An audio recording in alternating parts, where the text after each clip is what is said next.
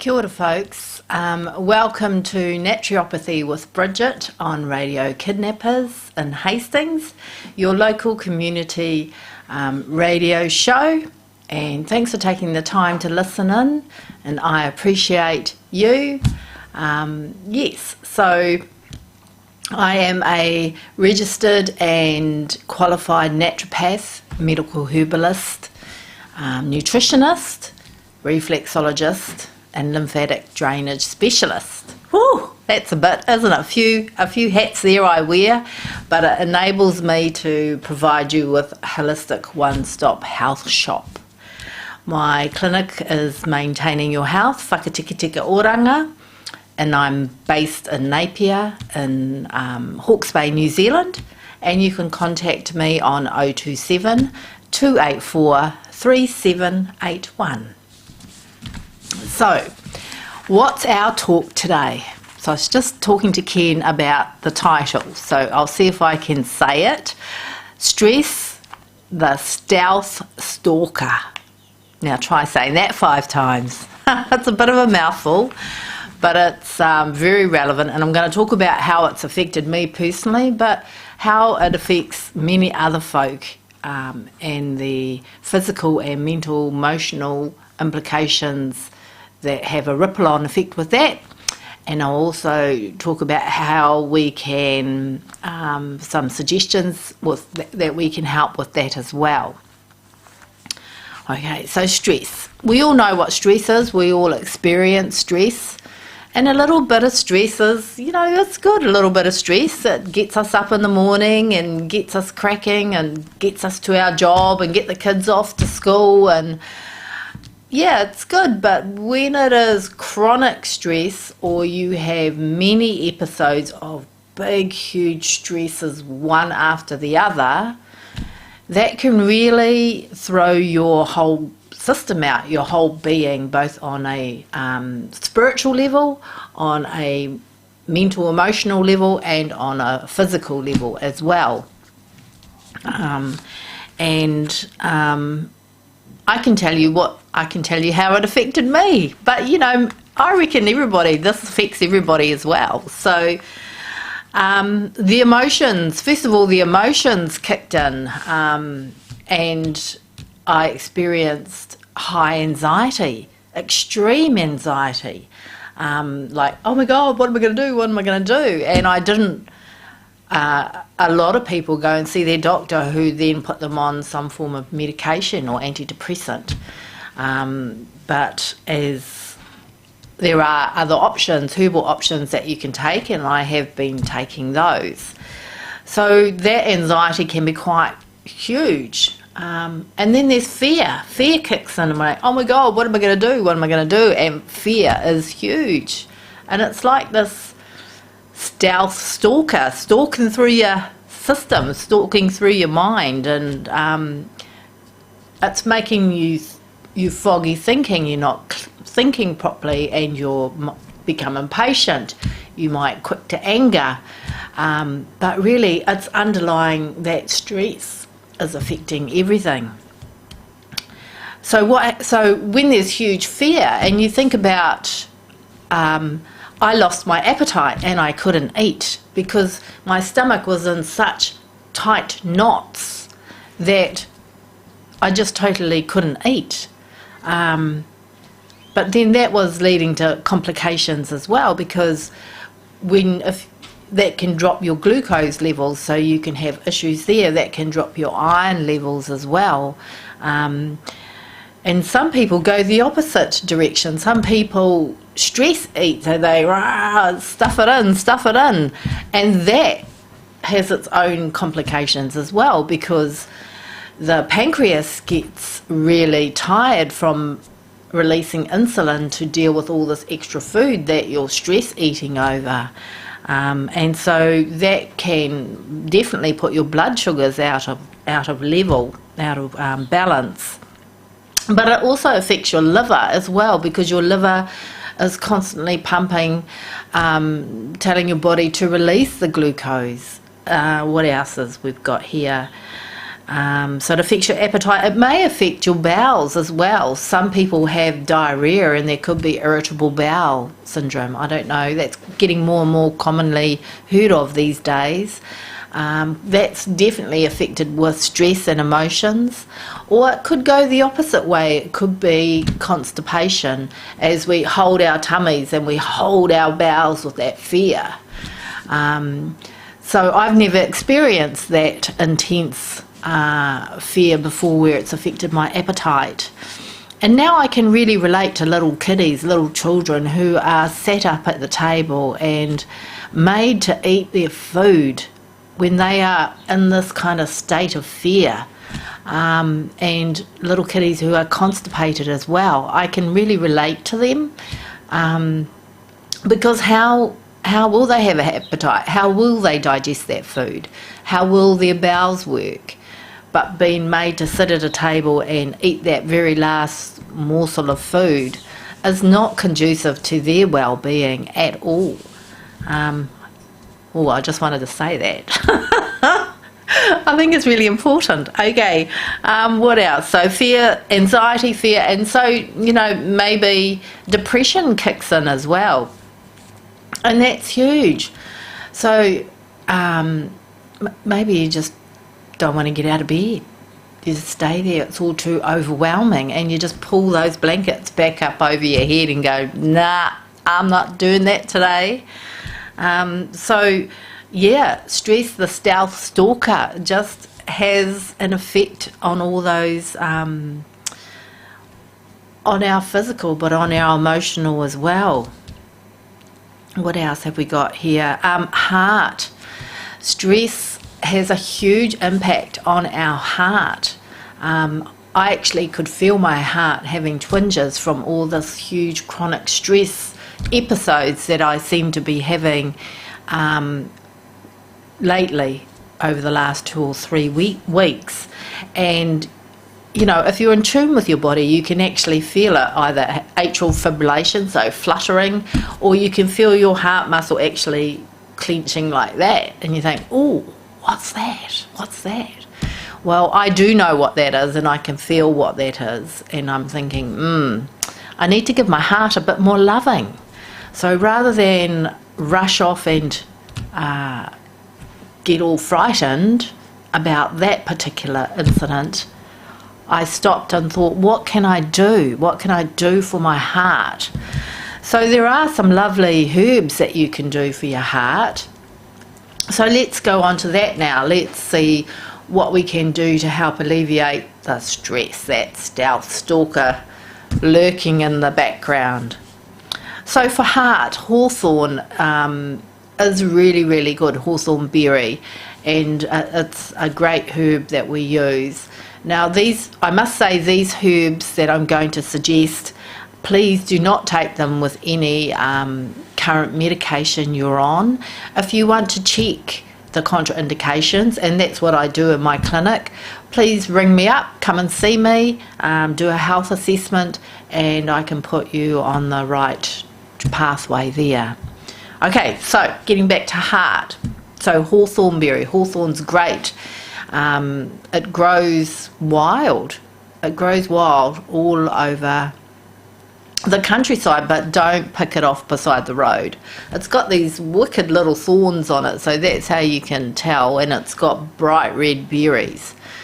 Don't get it mixed up with a garden one that's got bright red berries. Hawthorn berry, you do have to identify that, or just come in and see me. I'm a medical herbalist. So you can use hawthorn berry, ginkgo. Ginkgo is beautiful. Ginkgo increases circulation. It's really good for the mind. And it survived Hiroshima. So ginkgo is amazing. Why wouldn't you use ginkgo to help you? What else have we got? So garlic. Garlic is great for the heart. It's a blood thinner as well. And it's also a natural antibiotic, and it boosts your immune system. So garlic in any heart mix is really important. Also, another blood thinner is turmeric. So that's really good. That's great for your liver, but it's also a blood thinner. So again, it's anti-inflammatory, but please do not take it if you are taking heart medication. You do need to come and check with myself and check your herbs out. Another one that we need to think about is whole plant dandelion root. So sometimes when there's heart issues, you get a build-up of fluid around the heart muscle.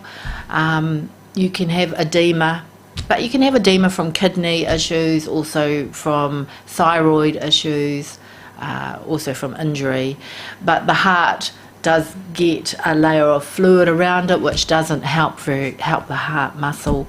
So taking a whole dandelion root has got a diuretic in it, so you can take that as a diuretic instead of some other medications that act as a diuretic.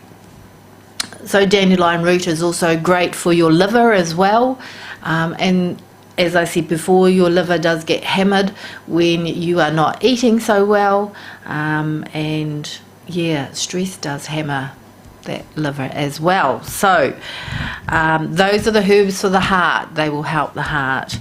So herbs to calm you down. These are St. John's wort, and that's really good, but again, please check if you're on the oral contraception, if you're on antidepressants as well. St. John's wort does interact with that, but it is a very lovely calming herb. Withania, in our world it's called Withania. In the Ayurvedic world it's ashwagandha, and that's very popular and trendy, but it does do very, very good for calming. I was going to say calm the farm. No, calming the stress down. Okay. Other herbs are passiflora, so that's passion flower, but it's not the fruit passion flower that we eat. This has got a beautiful purple flower, so it's medicinal.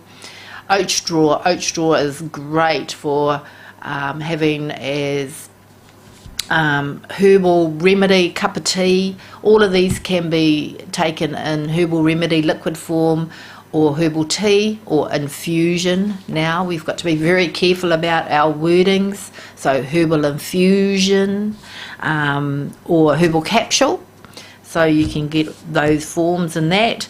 And even eating good old porridge is really good for calming. Of course not with lashings of brown sugar and cream. That's not so good for the old pancreas and blood sugar levels. Nettles are really lovely calming herb. It has got a little bit of serotonin in it, and we need serotonin to help us get through that happy joy hormone. Nettle's really lovely iron tonic as well. It's got a little bit of protein in it. I've talked about nettles so many times. I think that's just coming through from my old witchy poo past lives. Nettle's just fantastic. If you can't get anything else, just drink nettle, stinging nettle. Okay, so Baker's skullcap, that's another lovely calming herb. Chamomile, good old chamomile. Lots of folk like chamomile. Some people resonate with lavender. That's lovely. You can pick lavender, you can smell it. You can get the lavender essential oil and dab it on your pillows. Even if you can smell it on a tissue, that's lovely and calming. Now kava is specific for anxiety. It is a wonderful herb. Yes, it originates in Fiji, so we've got them to thank you very much for that beautiful herb. It works very well, and it is a painkiller. It's an analgesic as well, so it covers many bases. So nutrition is really good. Let's go on to nutrition for stress. So you're not going to want to eat much at the moment, so maybe making a nice nourishing soup or broth in the slow cooker. At least you're getting nutrients. At least if you can drink that liquid, drink that cup of soup, that's going to help you. And I, as a nutritionist, I can help you with food suggestions there as well. Or you can do a smoothie. It's quite cold at the moment, but you could do a smoothie if you don't feel like chewing. getting some form of nutrients into you. Rocking up to Macca's. I rocked up to Macca's the other day. I was so busy. I hadn't eaten for half a day and I was really fading. And you know, you got to do what you got to do to get through, but honestly afterwards I just felt revolting.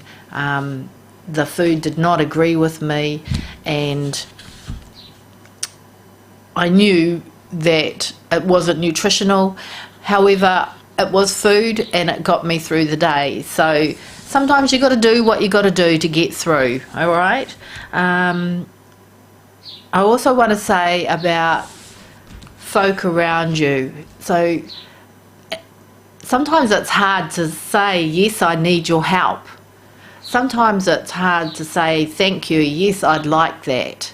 So accepting help is going to alleviate your stress levels. What is not going to alleviate your stress levels is people saying to you, oh, she'll be right, get over it, she'll be right, you know, get on with it, it is what it is. Yeah, sure, it is what it is, and yes, I will get over it, and you will get over it, but that's not very helpful for folk to say that when you're in the midst of it. So what would be easier would be, and a better idea, to say, how can I help you? What can I do to alleviate your stress? Can I come and cook you a meal? Can I do something that will take the load off you? Can I come and do your washing? Can I come and clean your house? Little things like that, because when you're in that mental state of fear, anxiety, depression, you just don't want to do anything. It's really hard to focus, and your mind you kind of become detached, so that you can cope with it. So folk, exercise as well. Exercise is great. So if you can really push yourself and try and get out, at least go for a little walk around the block, or if you've got a gym membership, go to the gym and walk along the beach. It's pretty wild energy at the moment, but having a bit of exercise releases those happy hormones and takes you out of that situation that you might be at home, and kind of blows away the cobwebs for a while, so you do feel a little bit less stressed and more calm. It's really important. Okay, so what else? Tip of the day. Tip of the day is, what is tip of the day? If you've got a faith, if you've got a belief, if you have a higher power belief, or you know, something like that, pray or talk to somebody in your church, or don't be alone. Don't sit there alone and try and handle that stress, that anxiety, that fear. Reach out for somebody. It's really, reach out to a friend. Don't be embarrassed. Don't be shy. Don't be whakama. People just, if they knew what was going on in your life, they would really want to help you. Whew, getting all emotional. Okay, so if you think that you would like Bridgitt the Naturopath to help you cope with stress mentally, emotionally and physically, I can help you with herbal medicine, I can help you with nutrients, I can help you with nutrition, and also reflexology is an amazing therapy done on the feet, and that is just working on the feet, working the whole body, the mind. It's very holistic to put you in that deep, calm state, to help relax you, take time out for the day. So if you think that sounds good for you, you can contact me here at Radio Kidnappers in Hastings, your local community radio station. I've got a Facebook business page, or you can book online with www.maintainingyourhealth.co.nz, or phone me on 027 284 3781. Okay, folks, stay safe out there, stay warm, and ask for help. Let somebody know. Kia ora.